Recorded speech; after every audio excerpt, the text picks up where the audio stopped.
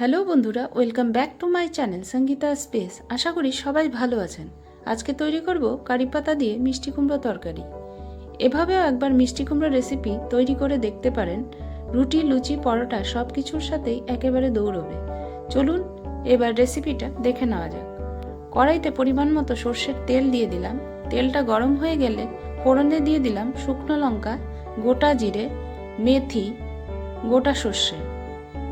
সর্ষেরটা যখন ফুটতে শুরু করলো তখন পেঁয়াজ দিয়ে দিলাম। পেঁয়াজটাকে নেড়েচেড়ে একটু ভেজে নিয়েছি। তারপর পরিমাণ মতো বিউলির ডাল দিয়ে দিলাম। বিউলির ডালটাকে নেড়েচেড়ে কালার চেঞ্জ হওয়া পর্যন্ত ভেজে নিয়েছি। তারপর কারি পাতা যোগ করলাম। কারি পাতাটাও অল্প নেড়েচেড়ে নিচ্ছি। এখন কেটে রাখা মিষ্টি কুমড়ো দিয়ে দিলাম। আলু ও কাঁচা লঙ্কাও যোগ করলাম।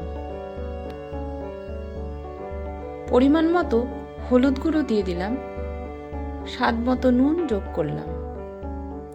লঙ্কার গুঁড়ো দিয়ে দিচ্ছি।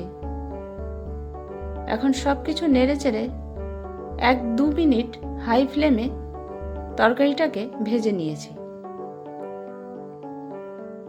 তারপর ঢাকা দিয়ে 5 থেকে 7 মিনিট মতো লো ফ্লেমে রান্না করে নিয়েছি।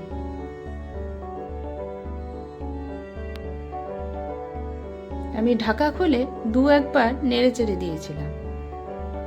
ঢাকা খোলার পর দেখুন তরকারিটা প্রায় 60% সেদ্ধ হয়ে গেছে।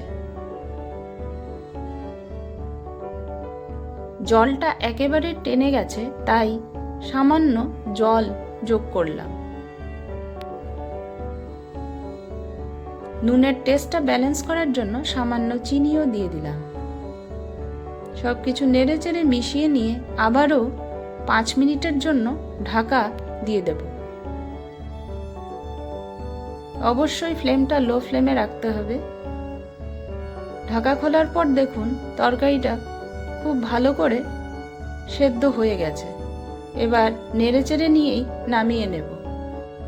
ভিডিওটা যদি ভালো লেগে থাকে লাইক, কমেন্ট করবেন ও আমার চ্যানেলটাকে সাবস্ক্রাইব করে পাশে থাকবেন। আজকে আসি, সবাই সুস্থ থাকবেন, সাবধানে থাকবেন। আবার দেখা হবে নতুন একটা ভিডিও নিয়ে। টাটা।